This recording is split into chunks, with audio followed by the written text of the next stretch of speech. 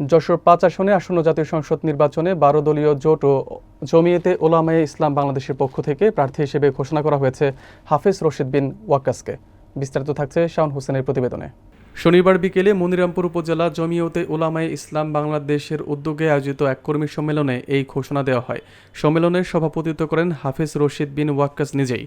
অনুষ্ঠানে প্রধান অতিথি হিসেবে উপস্থিত ছিলেন দলটির মহাসচিব ডক্টর গোলাম মহিউদ্দিন ইকরাম। তিনি আনুষ্ঠানিকভাবে ঘোষণা করেন, যশোর ৫ আসনে আমাদের জোটের পক্ষ থেকে হাফেজ রশিদ বিন ওয়াক্কাসকেই প্রার্থী করা হয়েছে।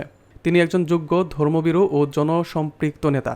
বিশেষ অতিথি হিসেবে উপস্থিত ছিলেন সহসভাপতি মুফতি রেজাউল করিম, যুগ্ম মহাসচিব মাওলানা ওয়ালিউল্লাহ আরমান, সাংগঠনিক সম্পাদক মুফতি জাকির হোসেন, সহসভাপতি মাওলানা আহসান হাবিব, শিল্প বিষয়ক সম্পাদক হাজি ইমদাদুল্লাহ, যুব জমিয়ত সভাপতি মুফতি হুসাইন আহমদ বিন ওয়াক্কাস সহ কেন্দ্রীয় ও স্থানীয় নেতৃবৃন্দ।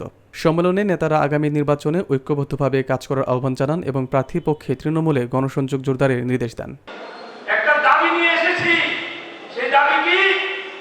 আপনারা মুফতি মোহাম্মদ ওয়াক্কাস রাহমাতুল্লাহ আলাইহিকে গত ৩৫ বছর যাবত, ৪০ বছর যাবত যেভাবে মূল্যায়ন করে আসছেন, কদর করে আসছেন, তাকে যেভাবে দাম দিয়ে আসতেছেন, আমাদের দৃঢ় বিশ্বাস আপনাদের অন্তর থেকে, আপনাদের হৃদয় থেকে সেই মর্যাদা, সেই মূল্যায়ন একটুও কমে নাই।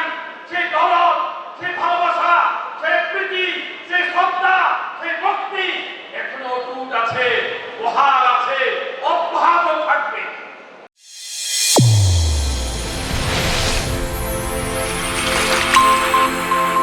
চ্যানেল A1 হৃদয়ের স্পন্দন।